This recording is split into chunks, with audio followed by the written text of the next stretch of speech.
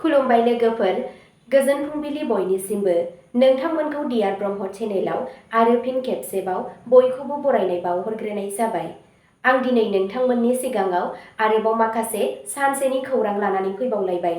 आसा खालामो नोंथांमोनहा खौरांखौ खोनासंनानै मोजां मोनगोन आरो बेजों लोगोसेनो नोंथांमोनहा बे चेनेलनि गेजेरजों सानफ्रोमबो फुंबिलि समाव गोदान गोदान खौरांनि आपडेट मोननो थाखाय चेनेलखौ साबस्क्राइब खालामनानै लादो आरो खौरांखौ खोनासंनानै मोजां मोनोब्ला अन्नानै लाइक, शेयार आरो कमेन्ट खालामनानै होलांनो दाबाव।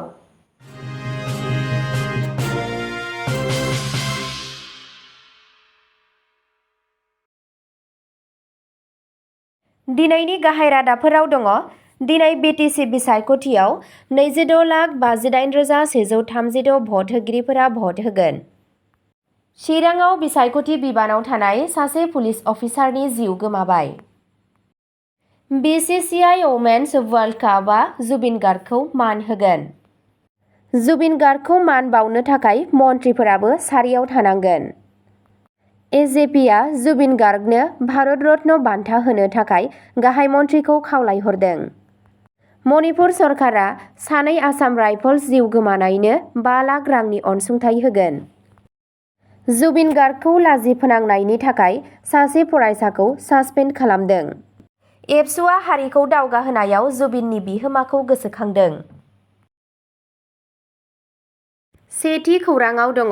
दिनै बिटिसि बिसायख'थियाव गासै 3,359 भट सोग्रा मिरुफोराव सा 26,58,136 भट होगिरिफोरा भट होगोन। बाथि बड'लेण्ड टेरिटरियेल काउन्सिल बिटिसिनि बिसायख'थिनि थाखाय दिनै 22 सेप्तेम्बराव भट होनाय जागोन।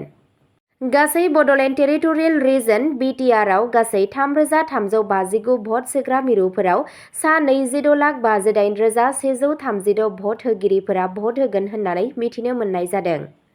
मोन 40 बियाबनि थाखाय गासै सा 310 बिजाथिफोरा बादायलायदों। फुंनि 7 रिंगानिफ्राय बेलासि 4 रिंगासिम भट होनाय जागोन। ओनसोलनि इयुन खुंथायनि थाखाय गोनांथार बिसायख'थिनि फिथायखौ 26 सेप्तेम्बराव फोसावनाय जागोन। आसा खालामो नोंथांमोना गाव गावनि बेसेनगोसा भटखौ सानै हयै फोथायजाथाव बिजाथिनो होगोन। नैथि खौराङाव दङ। बिटिसि बिसायख'थि आपडेट। चिराङाव बिसायख'थि बिबानाव थानाय सासे पुलिस अफिसारनि जिउ गोमाबाय। बिसायख'थिनि समाव खामानि मावबाय थानाय समाव जिउ खोमानांनाय सासे पुलिस अफिसारनि सोमोन्दै चिरां जिल्लानिफ्राय जोंहा मोनसे दुखुनांथाव खौरां दं।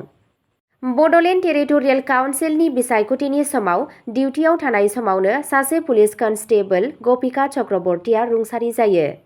बिथाङा 55 बोसोर बैसोनिमोन आरो आसाम पुलिसनि 4थि बेटेलियनआव खामानि मावदोंमोन। बिथाङा शुक्रबारनि मोनायाव गावनि खामानिनि थाखाय काजलगाव सौफैनायनि उनाव लोमजादों। दुखुनि बाथ्रा दि बिथाङा सनिबारनि सानजौफु समाव खामानियाव थानाय समावनो गोग्लैयो। बिथांनि लोगोफोरा थाबैनो बिथांखौ देहा फाहामसालिसिम लानानै थाङो, नाथाय फाहामथाय होनाय समाव बिथांखौ थैबाय होनना फोसावनाय जायो। बिथांनि थैनायनि जाहोनखौ दासिम बिबानगिरिफोरा फोसावनाय जायाखै। बिथांनि रुंसारि जानायाव बिथांनि लोगोफोर आरो बिसायख'थिनि थियारिजों लोब्बा थानाय गासै मावख'गिरिफोरा जोबोद दुखु मोनदों। थामथि खौराङाव दङ। बिसिसिआइ वमेन्स वर्ल्ड कापआव जुबिन गार्गखौ मान होगोन। भारतनि बयजोंबो मोजां मोनजाग्रा महरगिरिफोरनि गेजेराव सासे, board of control for cricket in India (बिसिसिआइआ) रुंसारि रोजाबगिरि जुबिन गार्गखौ मान बावनो थाखाय मोनसे जर'खा हाबाफारि खुंगोन। 40 मिनिटनि मान बावनाय हाबाफारिया 30 सेप्तेम्बराव आइजो बुहुम काप जागायनायनि थिक सिगां बरसापारा स्टेडियामाव जागोन। बे फोरबोआव देंखो आरो हारिमुआव जुबिन गार्गनि सोमोनांथाव बिहोमाखौ फालिनाय जागोन। जुबिन गार्गआ सासे फोथायथावै रोंग'थि गोनां महरगिरिमोन। बिथाङा मोन 40 गुबुन गुबुन रावाव 34,000निबो बांसिन मेथाइ रोजाबदों। बिथाङा सासे रोजाबगिरिल' नङामोन, सासे सुजुगिरि आरो सासे फावखुंगुरबोमोन। बिसिसिआइनि बे अननाय आखुखौ मोजां मोनगिरिफोर आरो हारिमुआरि हानजाफोरा बरायदों, जायफोरा मोनदांनो हायो दि बेयो बिथांनि अरायथा उनमोनथायखौ मान होनायनि मोनसे मोजां लामा। ब्रैथि खौराङाव दङ। जुबिननि मान बावनायाव भिआइपि हारिमु गैया। हिमन्त बिश्व शर्मानि बादिब्ला मोजां मोनगिरिफोरा गिबि गोनांथि दं। गिबि मन्थ्रिया बुङो दि जुबिन गार्गखौ मान बावनायनि थाखाय भिआइपि हारिमु थानाय नङा। देंखोनि मुंदांखा जुबिन गार्गखौ मान बावनायनि थांखिजों आसामनि चिफ मिनिस्टार हिमन्त बिश्व शर्माया फोसावनाय जादों दि बे मान बावनाय हाबाफारिखौ बयनिबो थाखाय बेखेवनाय जागोन। गिबि मन्थ्रिया सरुसाजायाव जानाय मान बावनाय हाबाफारियाव भिआइपि हारिमु थानाय नङा होनना फोसावो। बिथाङा बुङो दि खालि मोजां मोनगिरिफोरखौल' हाबनो होनाय जागोन आरो मन्थ्रि आरो सायख'जानाय मावख'गिरिफोराबो गुबुनफोरबायदि सारियाव थानांगोन। खौराङाव मिथिनो मोनबावनाय बायदियै जुबिन गार्गनि हांगारखौ जराबादाव सावनायनि उनाव जरहाटआव लांनाय जागोन।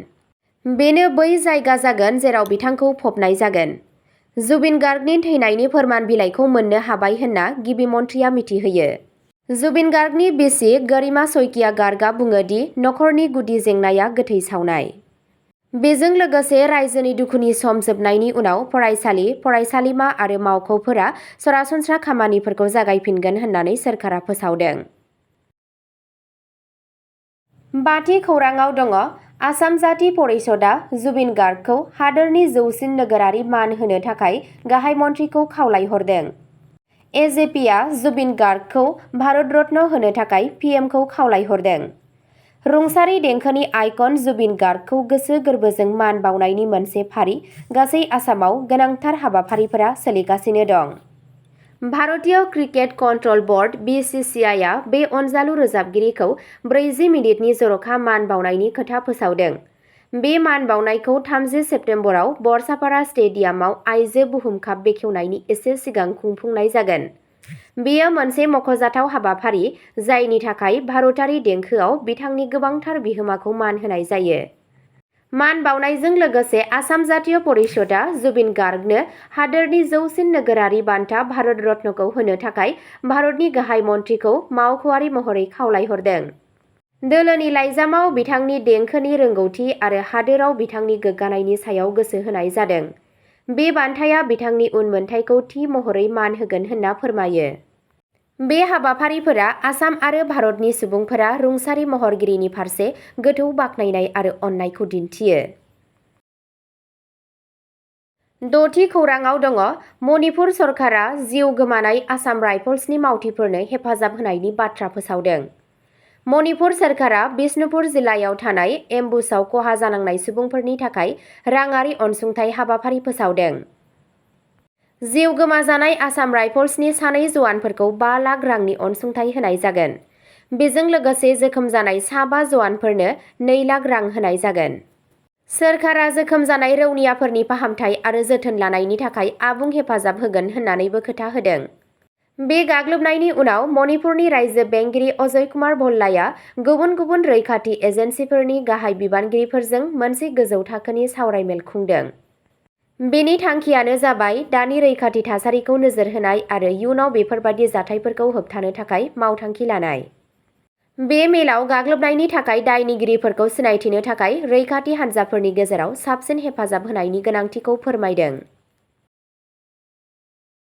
स्निथि खौराङाव दङ काजिरङा मुलुगसोलोंसालिया जुबिन गार्गखौ लाजि फोनांनायनि दायाव सासे फरायसाखौ सासपेन्ड खालामदों। रुंसारि रोजाबगिरि जुबिन गार्गनि सायाव गाज्रि बिबुंथि होनायनि जाहोनाव आसाम काजिरङा मुलुगसोलोंसालिया सासे फरायसाखौ गासैबो सोलोंथायारि आरो हस्टेलनि मोनथायनिफ्राय सासपेन्ड खालामदों।